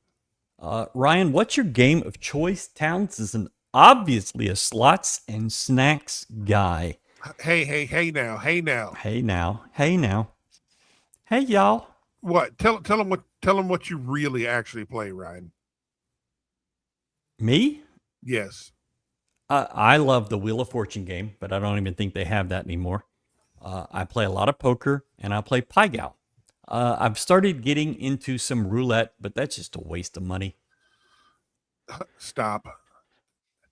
What? This mofo plays slots like he's a 75-year-old woman. Except he wins every damn time. Brad went with me to Vegas, and I put a $20 bill in a machine, and bam, first spin, $2,000. We walk into the Venetian. We're going to dinner at maybe Delmonico. I don't remember where it was. I put $20 in another machine. Bam, $1,000. And Brad just thinks, holy shit, this is the greatest slots player ever in the history of the world. It's like, yep, you're unreal, unfreaking real. But when I was playing back in the day, play video poker because I could just sit there and not spend any money and get shit house hammered. Video poker. It was because it was cheap. I could sit there forever, and they just kept bringing double whiskeys. We're gonna roll over to Vinton, and I'm gonna take you in, and we're gonna play some video poker. That is the saddest thing in the whole world. You have to smoke 2 cigarettes at a time minimum to play that game. No, thank you. No, because you can sit right. I could always sit right at the bar and be able to do that. I didn't have to wait for the waitress or whatever. And then, whatever lounge lizard shows up, we're going to chat.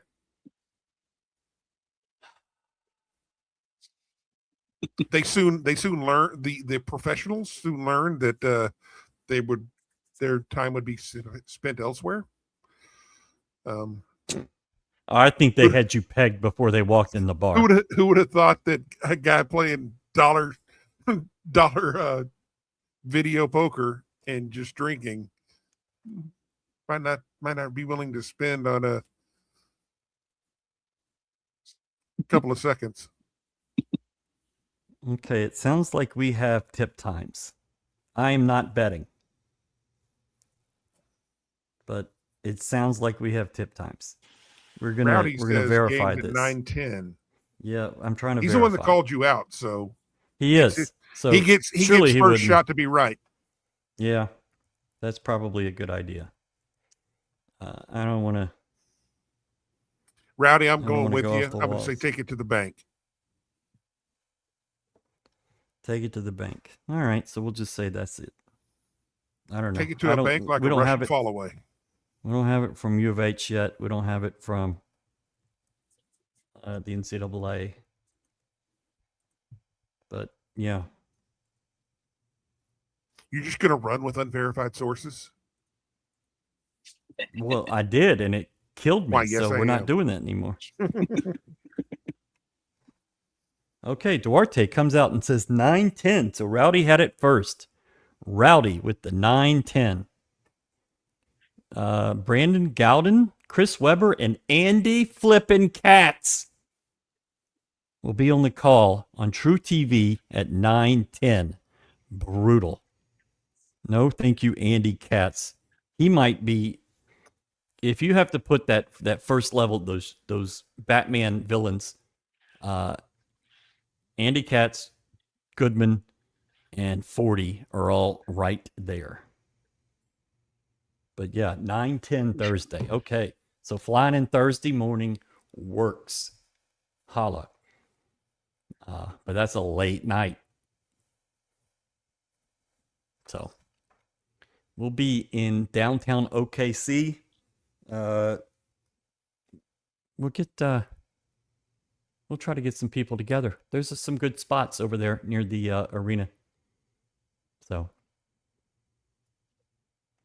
But I don't play that much slots. I do like throwing that $20 bill in, and then sometimes that $100 bill, and then We'll see. But I don't do it that My much. mom won 10 grand just now Nice. on slots. Like yeah. right now, like while you're Like, sitting no, here? like an hour ago, right before we came back upstairs. If I win like that, I'm running out of the casino immediately. Well, I'm gonna That's go smart. cash out. Yeah, that's Gonna smart. cash out. Good job. Gonna cash out, but because that's one thing I've rarely been able to do in my life is to go and actually cash out anything of more than $50 or something like that. I think I won 100 one time playing poker. Okay. All right. Hey man, we're playing poker like 5:30 in the morning, and I turned around and looked, and I could actually see the sun. I was like, "Oh shit, God's telling me I gotta go." Don't be a wuss. They walked out in 115-degree heat. I think Miss Barbara, that's a big time GoCoogs fan, she told me Barbara about Kelly. some legendary poker games back in the day that you two were involved in at the whatever they're called outside the Tailgates. football stadium. Yeah, the Fall tailgate. Fall down Friday. That's what we called it. Big money games. And your boy dominated.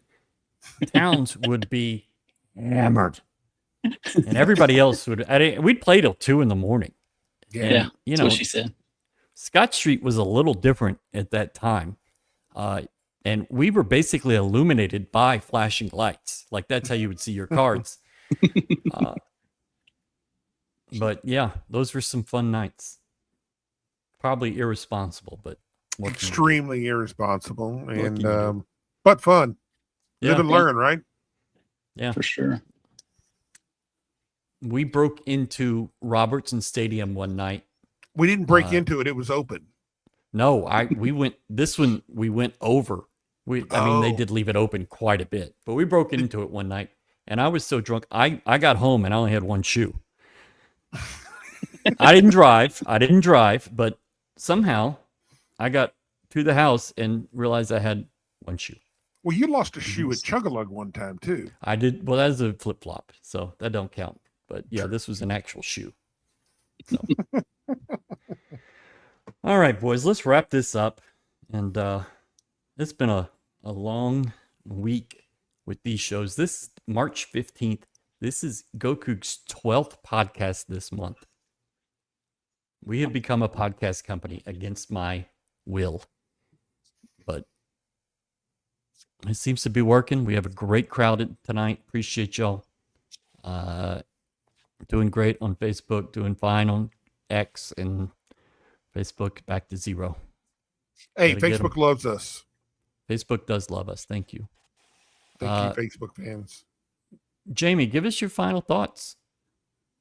It's showtime. I mean, this is should be our favorite time of the year. It seems like we were just getting ready to go to Wichita this time last year, and it's already here. So I like the region that we're in. Love the matchups and the potential to play at home in the city. So got to take it one game at a time. You know, Kelvin is, but this is what you've waited all year for. High in OKC Thursday is 92. The low is 58. That is some serious margin there. The high on Tuesday is 36. Okay, the that's high, less. Like, what are we doing, OKC? That's wild. I'm gonna check this. I got duped tonight. It's 43 there right now, so yeah, 94 Thursday, 96 Friday, 99 Saturday. What on earth? Okay. That's insane. All right. Brad. Yeah, I mean, this is the journey started in June, and here it is. Literally the fastest season I could remember. Yeah. I can't remember one any faster than this, and I hate it, but hey, it is what it is. It's what happens when you start getting old. But man, everything that this team wants at the end goal is right in front of them. And man, I really like the bracket sets up really, really nice. Feels a lot different than last year because we knew that sitting here at exactly this time, we had a big, big road to hoe with that, the way everything lined up. We knew it was going to be rough. And it turned out to be exactly what we thought it was. But this team has the opportunity.